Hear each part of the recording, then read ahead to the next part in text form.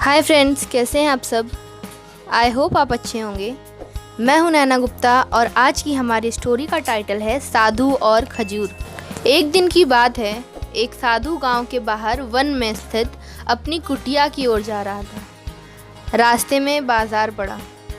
बाजार से गुजरते हुए साधु की नज़र एक दुकान में रखी ढेर सारी टोकरियों पर पड़ी और उसमें खजूर रखे हुए थे।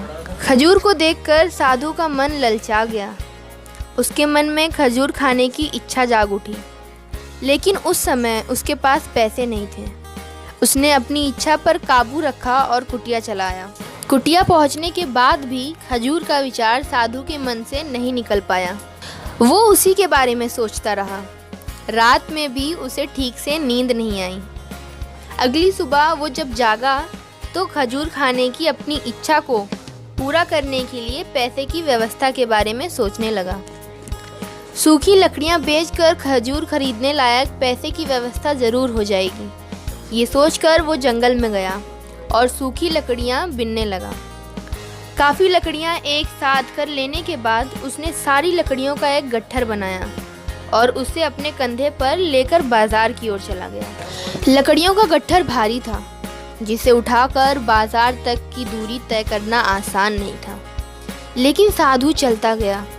थोड़ी देर में उसके कंधे दर्द होने लगे, इसलिए आराम करने वो एक जगह पर रुक गया।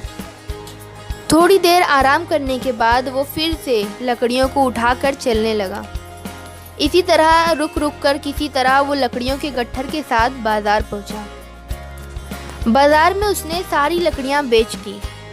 अब उसके पास इतने पैसे इकट्ठे हो गए जिससे वो खजूर खरीद सके। वो बहुत खुश हुआ और खजूर की दुकान में पहुंचा।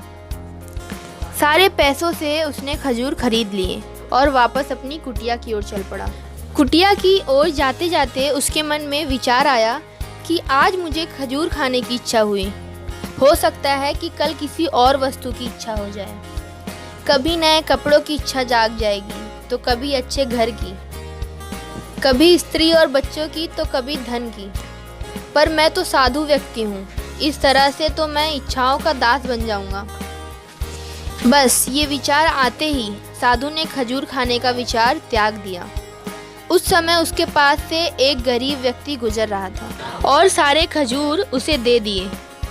इस तरह उसने खुद को इच्छाओं का दास बनने से बचा लिया। इस कहानी से हमें ये सीख मिलती है कि अगर हम अपनी इच्छाओं के आगे हार जाएंगे तो सदा के लिए अपनी इच्छाओं के दास बन जाएंगे।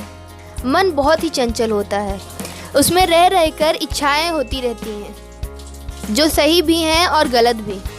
ऐसे में इच्छाओं पर काबू रखना ज़रूरी है। इसीलिए सोच समझ कर ही अपनी इच्छाओं को पूरा करना चाहिए, तभी ज़िंदगी में सफलता प्राप्त होगी। हमें इच्छाओं का दास नहीं बनना, बल्कि इच्छाओं को अपना दास बनाना है।